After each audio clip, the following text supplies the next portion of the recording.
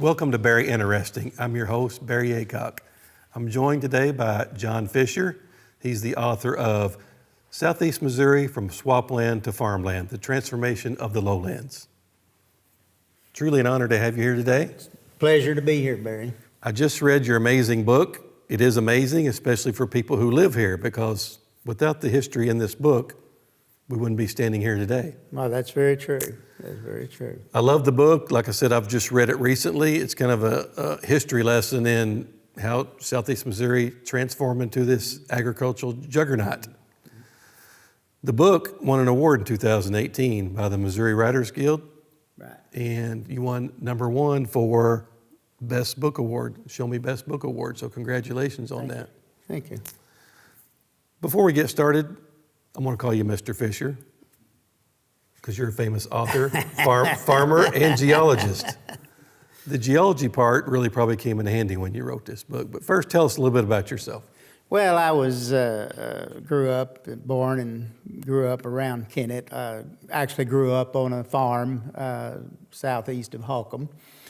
And went to college at Southeast Missouri State University, majored in geology, and then did a couple of years of graduate work in geology at the University of Missouri in Columbia.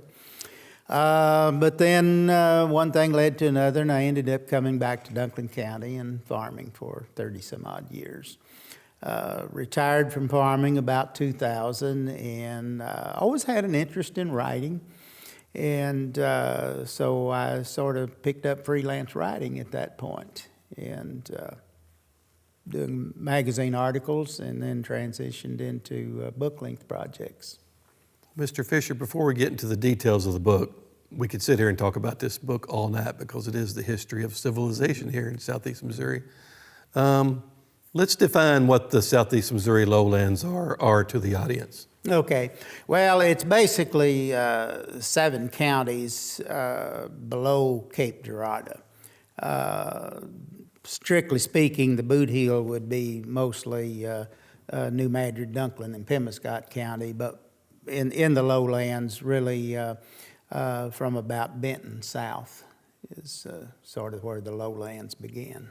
So what's the makeup in the geology? When you started researching this book, pre-agriculture, pre-civilization, pre-inhabitants, what was the geology and the geography of the lowlands? Well, the structure, subsurface structure of the lowlands, and this ties into what we're familiar with, the New Madrid Fault, is that there was a rift zone, which sort of a fracture in the Earth's crust, and it caused a large amount of subsidence in what's southeast Missouri. And in the Cretaceous period, you even had an arm of the Gulf of Mexico. Cape Girardeau would have kind of been beachfront property at that time. And over the years, that filled in, and the formation of it in about 10,000 years ago, at the end of the glacial period, you had the Mississippi and Ohio rivers both flowing over this area. And the Mississippi River originally flowed west of the Crowley's Ridge, and the Ohio River flowed in the east. And the migration was to the east, and that's partly to the structural subsidence. And that's basically what formed the alluvial valley that we have. Most people can't comprehend that 90%, 99%, I don't know what the percentage is, but you'd be walking knee-high to ankle-high in water. Oh, absolutely. Over the all of Southeast Missouri. Yeah. So who were the first inhabitants here in Southeast Missouri? Well, we had Native Americans beginning about 10,000 years ago, and they went through several cultural stages as their cultural changes. The ones that perhaps were most influential and we think about was the what's referred to as the Mississippian cultural period, and that was the mound builders who built the numerous mounds that we find up and down the Mississippi Valley. A lot of people are probably familiar with Cahokia, east of St. Louis, and that was that cultural period. And they began agriculture. They, prior to that, most of the cultures had been hunter-gatherers, and they focused on growing corn, and they could stay in more one location. And that was really, I guess we could say, the beginning of agriculture in southeast Missouri. What year were we talking about? What time period here are we talking about? They were probably from 1000 AD to 1400s. Yeah. So after that, we started having Euro-American settlements up until 1811, correct? Right, right. So hunter-gatherers, farmers. Right. Then we kind of got into a little bit more modern agriculture at that time, right? Right. But the unique thing about the settlement is, in a sense, southeast Missouri, because of its swampy nature, was sort of behind the rest of the state in settlement. It was a tough place to live. Good question, Mr. Fisher. How did the rest of Missouri look? Like St. Louis North, was it? Obviously, it wasn't swampy, but Right. it was still very primitive and probably still very wooded area. It was upland, wooded area, right. Then after the Euro-American settlements, we had this little thing called the pneumatic earthquakes, right? Right. And that kind of scared everybody, and that kind of decreased the population that was actually here, correct? It did. A lot of people left the area after those earthquakes.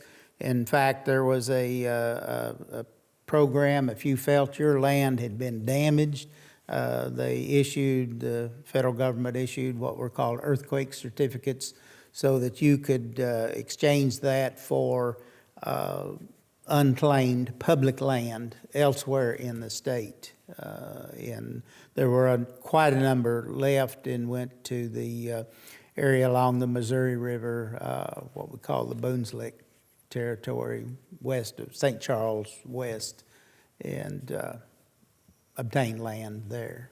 In your book, Mr. Fisher, you have a lot of statistics about the population pre and post earthquake. Mm-hmm. We won't get into that because I can't remember them. I know you didn't memorize the book, but it really changed the landscape of southeast Missouri after the earthquake. People were scared. You've got a lot of firsthand accounts of people that lived through the earthquake. They didn't know what was going on. Right. For I think it was maybe September to February of 1811 and 1812. I mean, it was constant shaking. Constant, right. Aftershocks, the big one, 2 or 3 big ones actually. Lots of big aftershocks. So kind of give us a flavor of some of your eyewitnesses. I know some of your eyewitnesses were on the river at the time. Some were on the river, and they would discover that whole communities were gone. Houses were destroyed. What settlements there were destroyed. And of course, the lack of settlement did spare a lot of lives. If it would have been a more inhabited area, there would have been a lot of loss of life. And so that was minimized because of the sparse settlement. It's a lot more documented than people think, though, the earthquake. It is. There was a lot of eyewitness accounts. There were, and some explorers visiting shortly after the earthquake and writing about that. Well, how long did it take after the earthquake before we started getting people back living in the area? Well, probably within a couple of decades. People sometimes their memory's kind of short, and they begin to move back in, looking for new land and new opportunities, and particularly along the Mississippi River. That's where the first settlement began. So, post-earthquake, when did the more modern agriculture start taking place? Post-earthquake. Well, really within probably 25 to 30 years, agriculture began to pick up. But then again, it was more small farm, in some cases subsistence agriculture. But they did begin to grow crops that they could export along the river. What did early agriculture look like? Because it was kind of, it kind of evolved with the Civil War and the new settlers, correct? Right, right. Well, of course, crops, of course, cotton came into the area very early because the early settlers, predominantly Tennessee and Kentucky, there were quite a number of French settlers from the Ohio Valley that came down, the whole story of George Morgan and the settlement of New Madrid. But it was difficult because the wood, all of the timber had to be cleared, and in a lot of cases you would find fields that they simply plowed around the stumps, So looks a lot different from what we think of today. There's still a few people that do that, and they farm around cemeteries in Dunklin County. Yeah, that's right. So, Mr. Fisher, tell us what early transportation looked like post-earthquake. Well, the post-earthquake, east-west transportation had to be almost by dugout canoe. You could get around that way. North-south, you had to follow the ridges, from New Madrid north up through Sikeston, what we call the Sikeston Ridge is the sandy soils, and it was a more prairie plants on it. And so you could travel that way. Travel up and down Crowley's Ridge was one of the overland routes. Could go to Cape Girardeau without really crossing the swamps.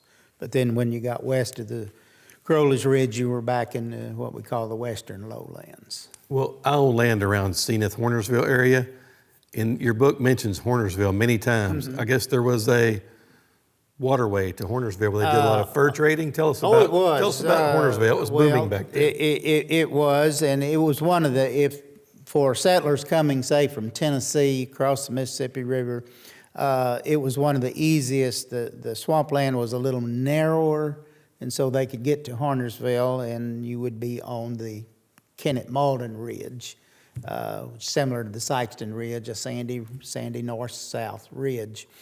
And it was one of the earliest settlements that really grew quickly in Dunklin County.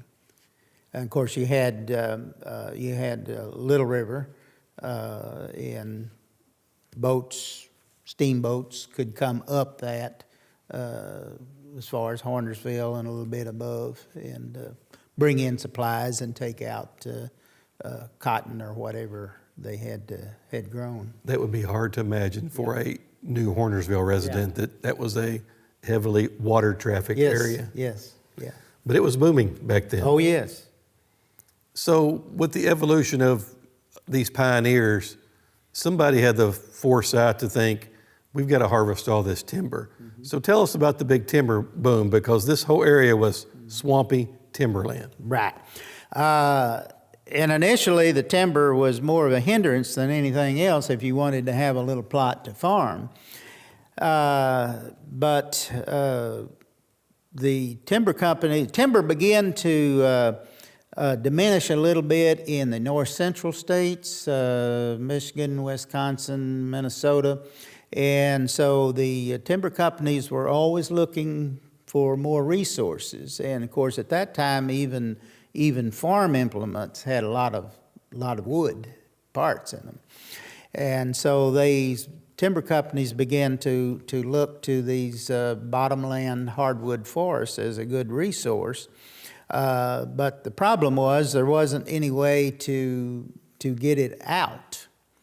And of course, that's when railroad building began. And once a network of railroads were kind of weaved across the area, then timber business began in earnest. And today, we don't think, it's hard to imagine southeast Missouri as being a big timber region, but for a period of probably 50 years, it was the largest timber region in Missouri. And you had major companies come in. Himmelberger Harrison, headquartered out of Morehouse, was at one time the largest lumber company in the United States. Wisconsin Lumber Company, mostly in Dunklin County and Pemiscot County, and they also had holdings in Arkansas, was a division of International Harvester, and they were probably the second largest lumber company. So I think up until several years ago, you could still see the big concrete building at Morehouse that said yes, Himmelberger. yes, I think yeah. it's, I looked the other day. I didn't yeah, I see it. haven't been over there in quite a while. Not very long ago, it still had the big Himmelberger sign on a big concrete right, front. Right. Yeah, they held nearly 300,000 acres of timberland. This had to be a gold mine for somebody in the timber business. It was. And like Wisconsin Lumber Company, they not only used it for their manufacturing, they exported large amounts of timber. So there's probably not a place in southeast Missouri that wasn't solid timber at that time. Oh, that's Very right. few. Yeah, yeah. So after we get rid of all this timber, somebody had the bright idea of, wow, we need to turn this into farmland. So when did the reclamation of southeast Missouri start? When was the beginning? The beginning was in the late 1800s, around the 1890s probably. And as you said, once the timber was harvested, you had these head-high stumps and overgrown vines and briars, and it looked like it wasn't worth anything, but people were foresighted enough to know that was very rich land underneath that. And so beginning in the 1890s, the Little River Drainage District, for example, was organized in 1907. They really started construction in 1914. But there had been, prior to that, there had been a lot of small drainage, local drainage districts, but they sort of moved the water from high spots to low spots, and beginning with the Little River Drainage District, it was a way to move this excess water out of the region. This is kind of ironic because you quote Eastwick Evans. He was one of the early explorers in the area in 1818. He said, "This area is incapable of cultivation. It's not worth 1 cent per acre." That's right. But that was a majority of people that thought that, yeah, correct? Yeah. So they just saw all these stumps and all these trees had been cut down, and I think he even said it's barely worth more than Louisiana Purchase, right. or worth less than Right. Louisiana Purchase. Yeah. So there was a lot more naysayers than they were people who really thought this is a bastion of ice cream farmland, correct? Yeah. Tell us about that. Well, lots of opposition to drainage. There were many efforts to drain the land.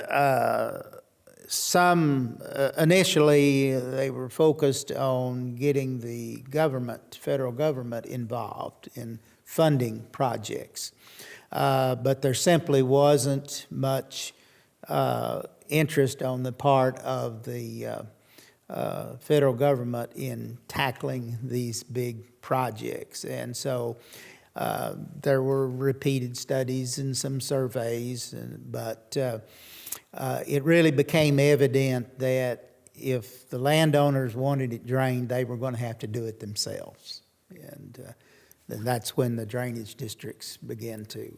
What year was the organization of the Little River Drainage District? 1907. 1907, and let me give a few statistics on that.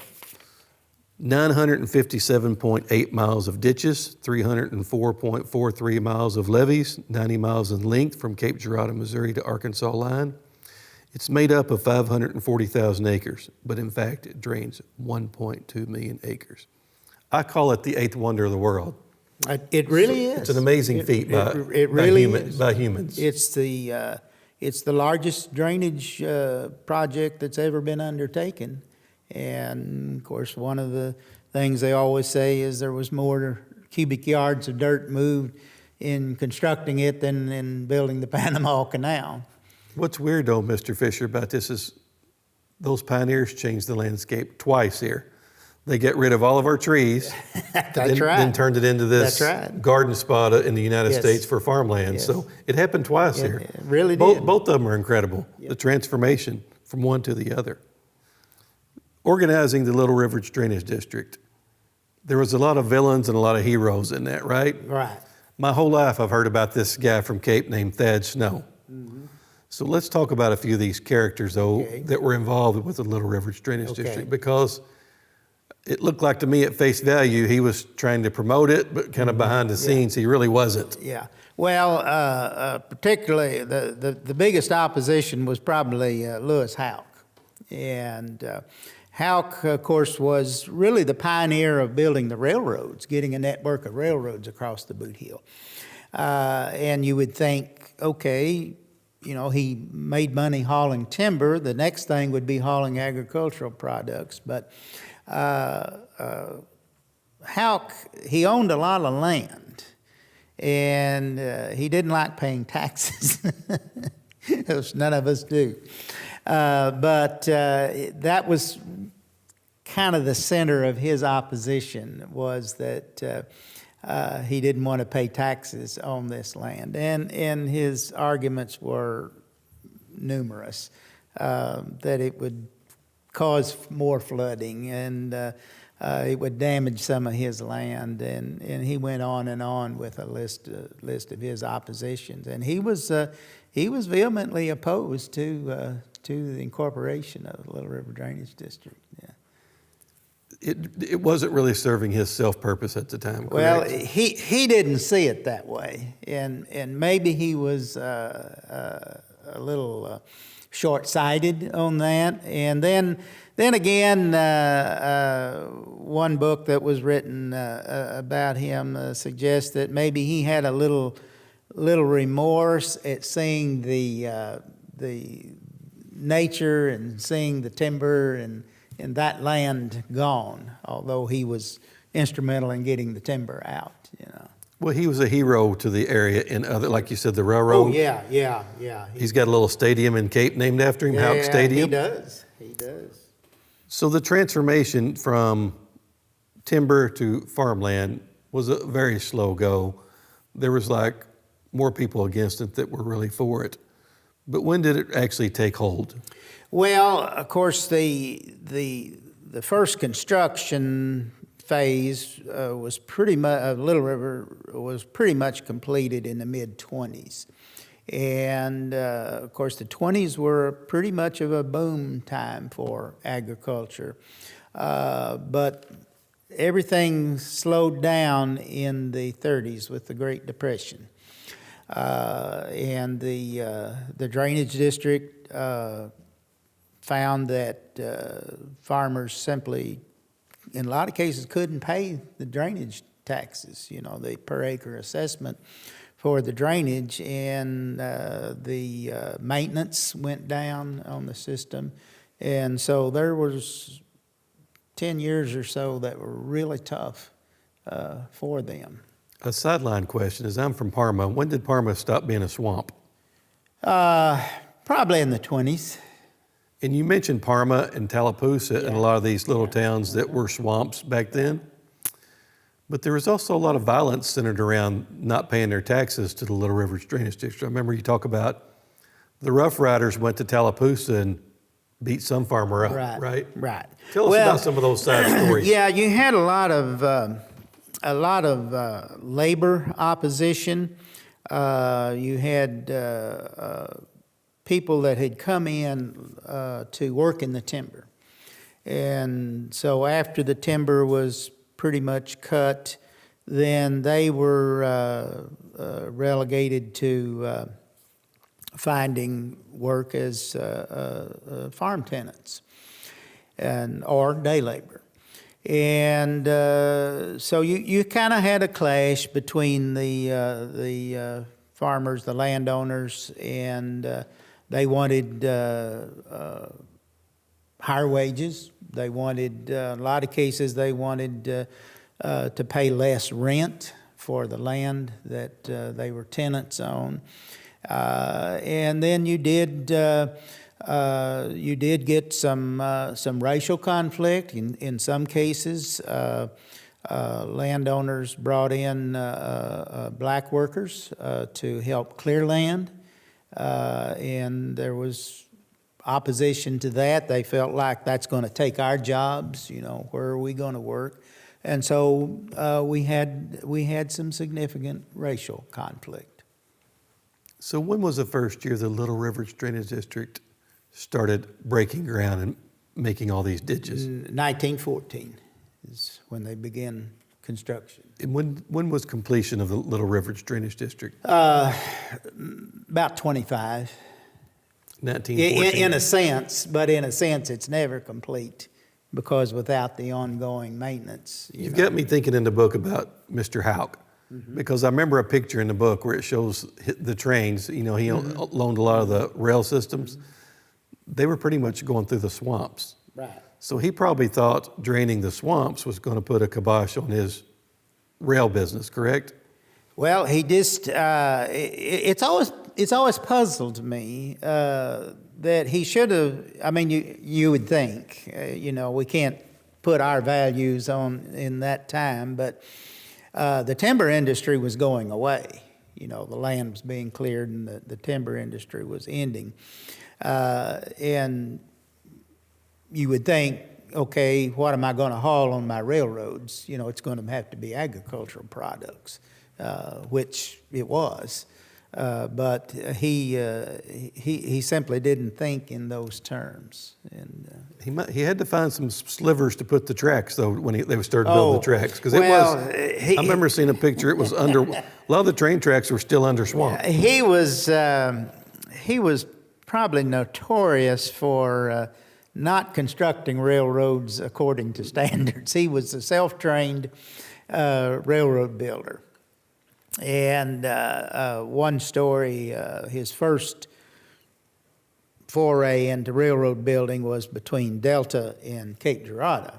And as the story goes, he had a deadline on when he was supposed to have a train into Cape Girardeau.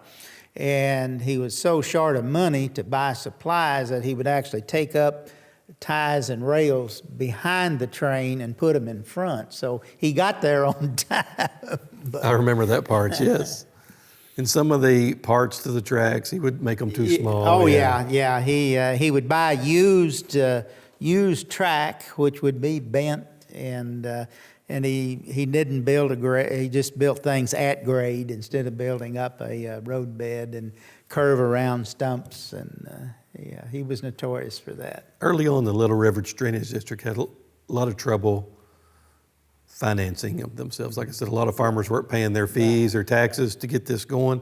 It really wasn't important to them at the time. A lot of them, they didn't see the value in the future of doing this. So Little Rivers Drainage District had a lot of financial problems. They did throughout the 30s, and a lot of it was just the difficulties that farmers faced. Was the prices went so low, and to pay the regular property tax on their land, and then the drainage tax on top of that was, in a lot of cases, was more than they could handle. And it was really with help from the part of the New Deal program, the Reconstruction Finance Corporation, that purchased some of the bonds that were outstanding, because at one point the drainage district actually wasn't able to meet their bond obligations. They actually had a financial failure, didn't they? They did, yeah. But they worked through it somehow. They did. They were able to get refinancing. Some of the bondholders didn't always get paid 100% on the dollars they had in it, but following that, after the 30s, and they've been very financially solvent since then. That was a real crucial time for the Little Rivers Drainage District. I mean, it could have affected you and I sitting here today. Sure. So somebody kept pushing and pushing and pushing. Right. But let's get into the actual building of this drainage system, canals, ditches. In your opinion, there's a lot of people in the book that you give credit to, but who's the number one person who designed the headwater diversion channel, there's a ditch between here and Parma 1 mile apart. Right. So who back in the old days was the most instrumental person to get this system on its feet? Well, Otto Kaczynski really gets the credit for drainage of southeast Missouri. He sort of never gave up on it, and his knowledge of the lowlands was absolutely incredible. I mean, he understood it and was able to come up with a plan, but he didn't do it totally alone. He consulted with some of the best engineers in the country at that time, and so it was a collaborative effort. Through consult, he knew when he didn't know enough, and but to put that together was quite a feat. In putting it together and not being up in an airplane to seeing where everything's draining, right? Is even a different perspective. Yes. Yeah. He didn't have that perspective. No. Well, tell us a little bit about the pitfalls and the problems they had when they started constructing this massive drainage system, like the block hole, for example. Right. Well, of course, that was when you had a big change in elevation from the uplands, and the concept they had really is what made it work. Is that you've got to do something because all the runoff from the Ozarks would funnel down through here, and so you've got to do something with all that excess water, and that's why the diversion channel was sort of the first part of that, and to direct that directly into the Mississippi River, so you didn't have to contend with all of that water coming down through the lowlands. And he come up with that plan. There was a lot of controversy about it. They had to get permission from the Mississippi River Commission to make that cut into the below Cape into the Mississippi River. There was concern that there would be backup flooding and so on, but with elevation control, it's worked very well. So tell us about the headwater diversion channel as it relates to this famous block hole near Delta, Missouri. Well, when you had the coming off the uplands, you had a higher elevation, and so there had to be a way to transition that into the lower elevation of the lowlands, and that's what it was, sort of a spillway in a sense to control that. Otherwise, you would just have a washout. Now, didn't that wash out bigger than they thought it was going to? It did. Wasn't there a snafu there? It did more than they thought that it would do. It's become a real good fishing place. It's world class, everybody says. I never have fished it, but I've been over there, and I know people do. Well, Mr. Fisher, tell us, in your book, you talk about land promotion. I mean, there's a lot of people that jumped on the bandwagon of trying to get everybody to come to this great garden spot in southeast Missouri. So there's a lot of people promoting farmland. Tell us about that and post-drainage agriculture and the social changes that went on here in southeast Missouri. Well, there were a lot of organizations and land companies that sought to entice people to come into the area to live, and they came with lots of different plans on how you can buy land and pay for it over a period of time, and there was actually quite a number of farmers from Indiana and Ohio that moved down here because they could probably sell what they had there, and they could buy more acreage here for the price. You mentioned Thad Snow a while ago. He's one of those farmers that came from Indiana, and as he expressed it, he wanted a frontier experience where there was a lot of development to be done. So, yeah, lots of land promotion to get people in, and some found it worked well for them, such as snow. Others had difficult times, and it wasn't an easy country to live in then. Lots of mosquitoes. Malaria was a major health problem. But those that sort of stuck with it, like snow, found it successful.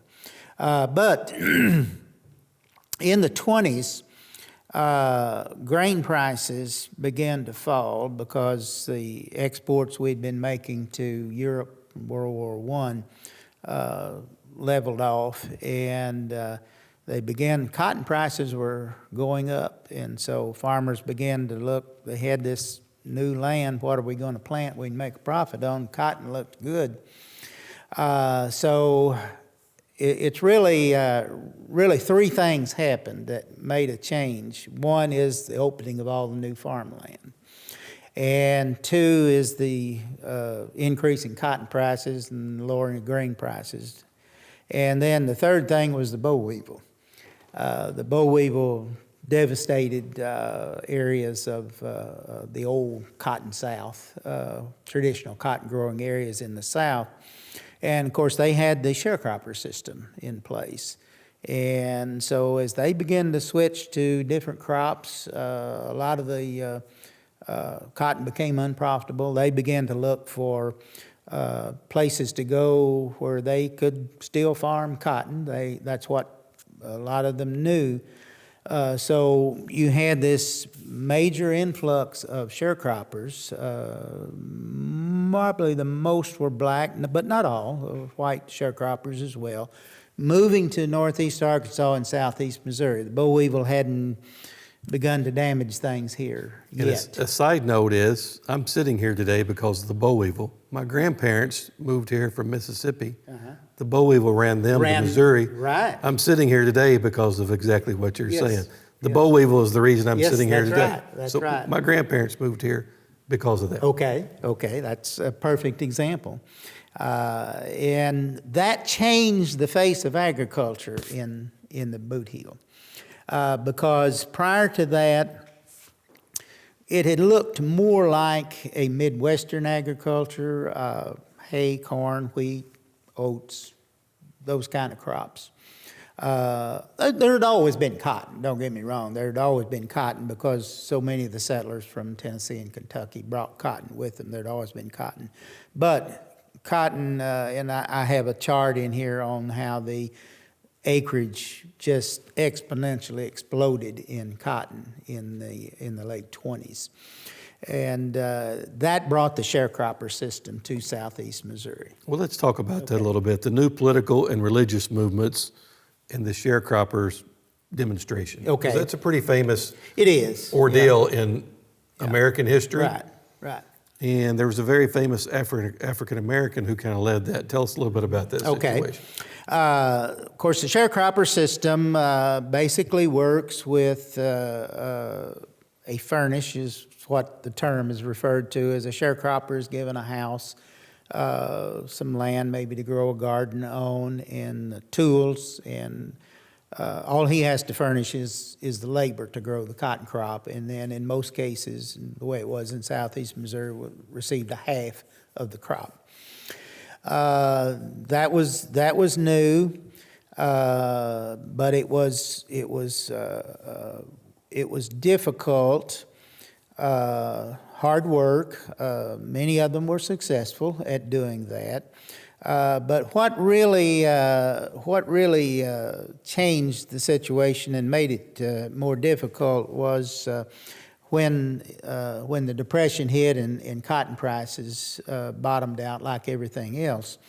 The part of the New Deal program was to take land out of production, and cash payments were made to farmers for taking this land out of production. And unfortunately, a lot of the landowners were not always fair with the sharecroppers, and they began to evict them from and take away their sharecrop, try to transition to day labor, and not give them the payment that they were due under that program, and that's led to the sharecropper demonstration. You get some great pictures in your book. Yes. Of that day. Yeah. Owen Whitfield was a black Baptist minister in the Pinhook community area, Mississippi County. Became an organizer for the Southern Tenant Farmers Union, which originated in Taranza, Arkansas. And as he began to sense that something needed to be done to alleviate the situation, and he organized the 1939 demonstration. He didn't notify the union that he was going to do this. Again, Thad Snow figures in a little bit here. He was sympathetic to the sharecroppers' problems, and he was kind of greasing the wheels. Well, behind the scenes. he was, and he got accused of some things he probably didn't do, but he liked it, and so he kind of egged that on in his newspaper articles. And in January '39, many of these moved out on along Highway 61 and 60. West of Sikeston, east of Sikeston. East of Sikeston, yeah. Between Sikeston and Charleston, and down toward New Madrid. There's a historic marker there, I believe. There's a Highway historic 60. marker on Highway 60 east of Charleston. And actually that's probably was on some of Thad Snow's land. I think his family donated some land there for that marker. And it changed some things. I think landowners became a little more aware. Didn't bring wholesale changes. One of the big changes that did come from that was the Delmo Homes, which was a government-funded project to build houses, better houses for agricultural workers. And there were about 11 or 12 communities that were built, and they paid a small rent and had to give a few hours a week to maintain the area, and so that was a major outgrowth of that. Well, I don't want to brush over this, but with the evolution of agriculture also became the evolution of religion in Southeast Missouri. So tell us a little bit about these. There were some iconic preachers that come out. Yeah, well, you had moving in Pentecostalism, which, prior to this, you kind of had the mainline Baptist and Methodist and so forth. But that was a new experience. It was a new type of worship experience, a little more emotional. And it appealed to a lot of to the farm workers, to the mill workers in the lumber mills. And so there was some of those that were really emphasizing social change, came out of that religious background. And they were not always well received by the mainline churches. You run across the term holy rollers, sort of a derogatory term applied to some of the Pentecostal preachers. And they held the tent meetings, and it was a new religious experience. Even as far back as the earthquake, so these Pentecostal preachers were kind of stirring up the crowds because everybody was getting religion after the earthquake. They were called earthquake Christians. Church attendance really shot up after the earthquake. Well, tell us a little bit about the political landscape and in relation to farm labor changes back then. Yeah. Well, one of the interesting things, I think, pertaining to the black vote in the Boot Heel is that we traditionally hear in the South a lot about suppression of the black vote, but that never occurred in the Boot Heel. In fact, it was kind of the opposite. Oftentimes sharecroppers working in the field, picking cotton and so on, they would election officials would simply come out and let them vote right there. And the other thing was multiple voting that really became a problem in the Boot Heel. And large numbers of farm workers would just be loaded in trucks, and you go to this poll and you vote here, and you go to that poll and you vote there, maybe several times. And that was a persistent problem until voter registration came in. So how do you summarize your book? It was an end of an era. So summarize kind of the ending of your book. Well, the emphasis in those that were interested in drainage initially were those that were connected to the timber industry. Then it became the timber industry ended, and it became agriculture. And so that those that were supporting drainage and leaders in that were from the agricultural sector, and that was a big change. There were some iconic cities and towns here in Southeast Missouri in your book. I actually interviewed Paul T. and Jerry Paul Combs one time, and I noticed you mentioned Deering, Missouri. Deering was a big hub for timber and agriculture at one time, correct? Right. It was Wisconsin Lumber Company was headquartered at Deering in Southeast Missouri, and they struggled with this, what to do with their land after the timber was harvested, and they tried to get into farming and weren't too successful at it, and cleared a lot of land, and that's then Mr. Baker purchased Deering from Wisconsin Lumber Company. Then you've got Gideon Anderson. That's a famous name around here in your book. It is. Gideon Anderson was another one of those major lumber companies. Gideon and Anderson, they came from Indiana, and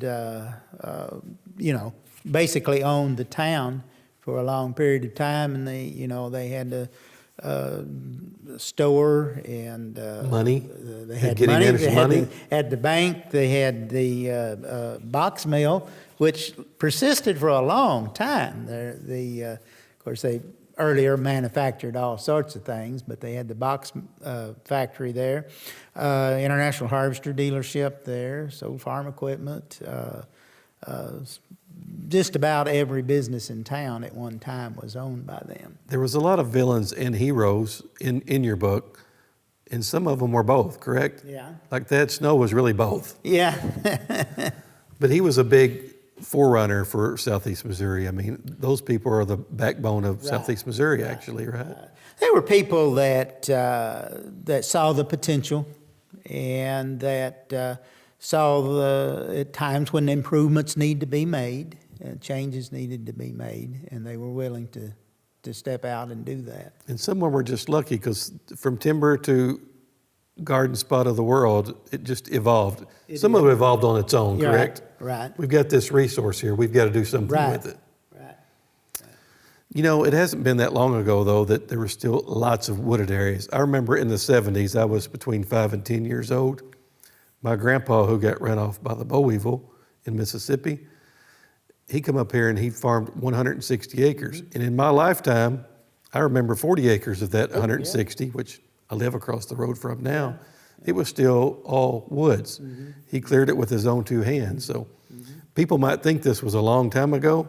No, it wasn't very long ago. it wasn't. That's right. That's right. Yeah. If you go around New Madrid and some other areas, there's still lots of wooded areas. So you can kind of, I was driving through La Forge and New Madrid yesterday, and you can still see some of those swamps today. Right. And there's so many iconic things in your book we could talk about. Like there's a museum in Tyranza. Yes. And Southern Farmers. Tenant Farmers Union yes. Museum. Yeah. That's on my list. I'm going to go there sometime. Very, very neat place. I'd recommend it.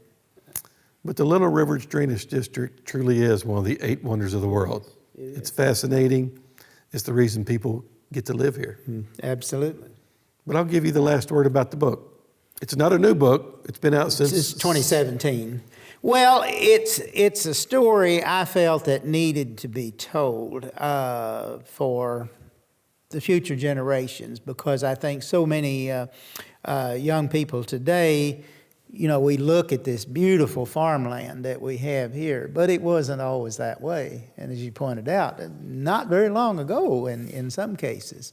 And that story needed to be told, how the transformation to what the land is today. John Houck, the Himmelbergers, bakers, they would be shocked today knowing that it was worth 1 cent an acre. Yeah. And some of it's selling for $10,000 to $14,000 an acre Right. today. Yeah.